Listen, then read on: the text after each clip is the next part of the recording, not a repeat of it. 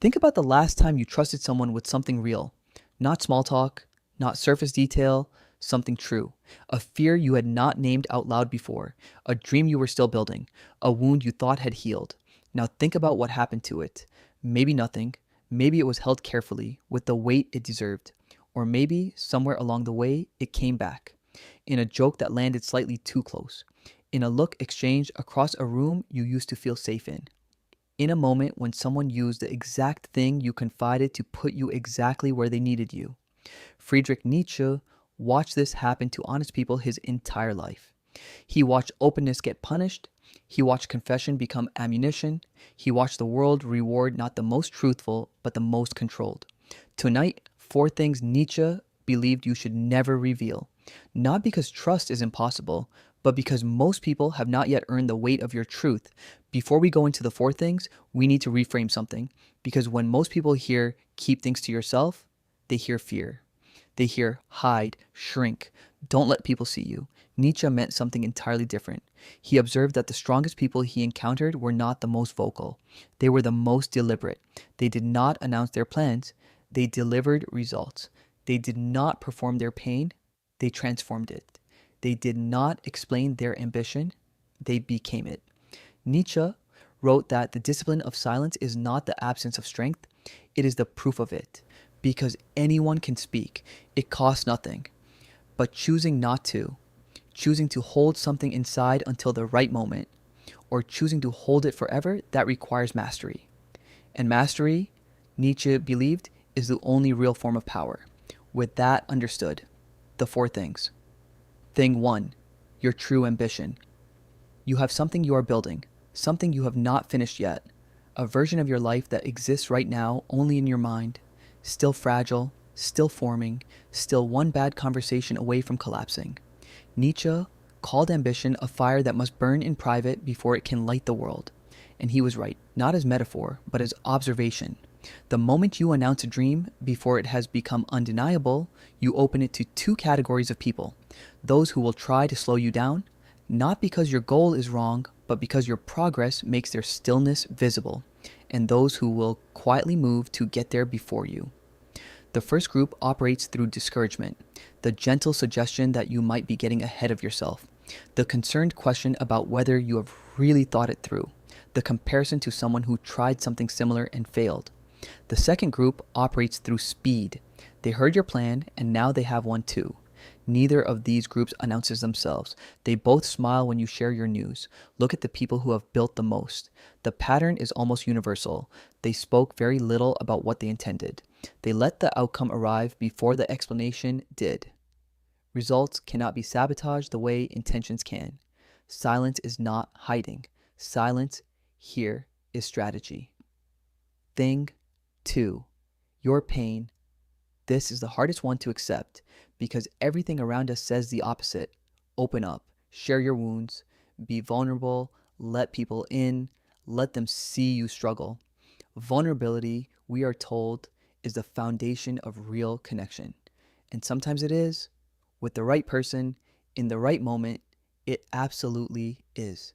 But Nietzsche made a distinction most people never make between the person who deserves your truth and the audience that feeds on it.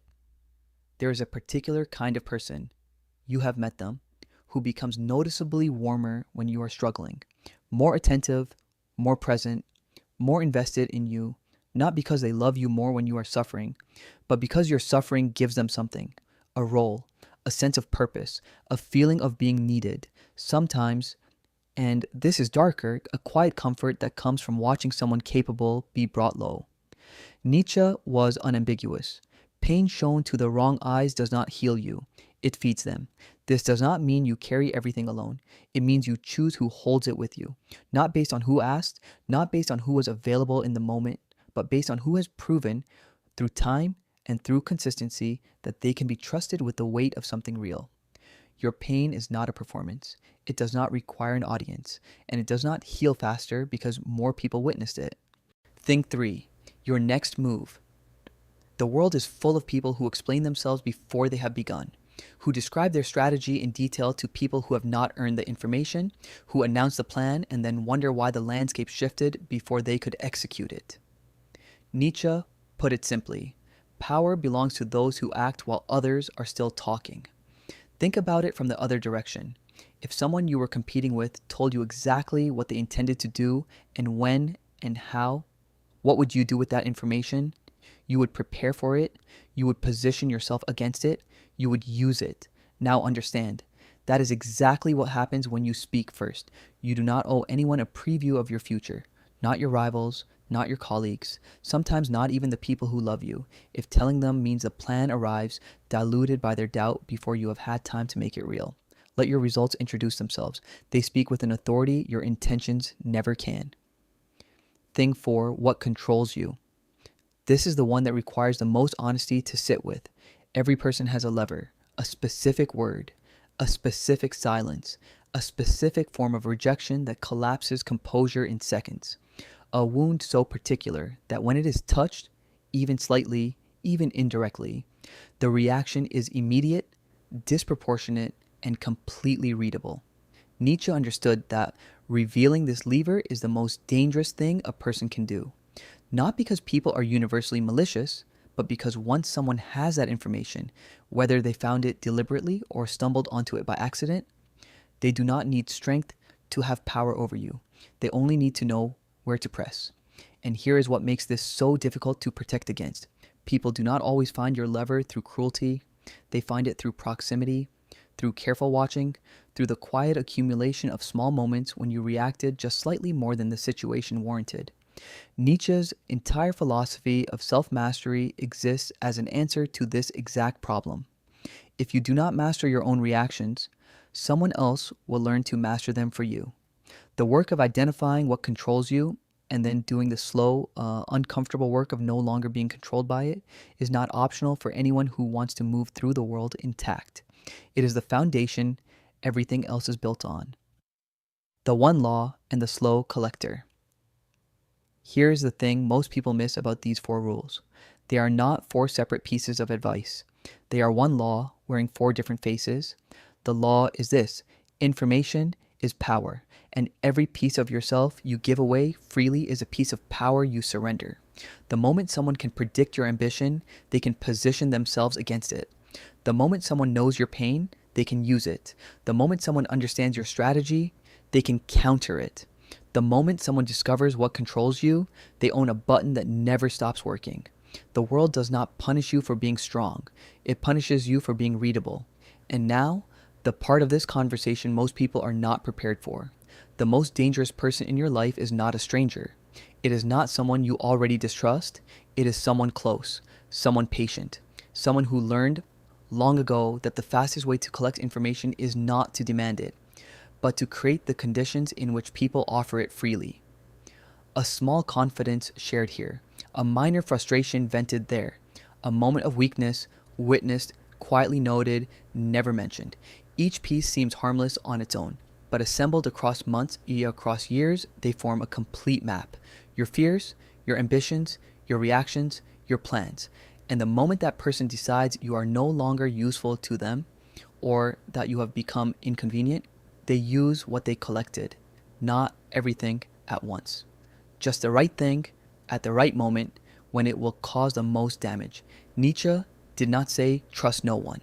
He said something far more precise. Trust must be earned through time, not given through emotion.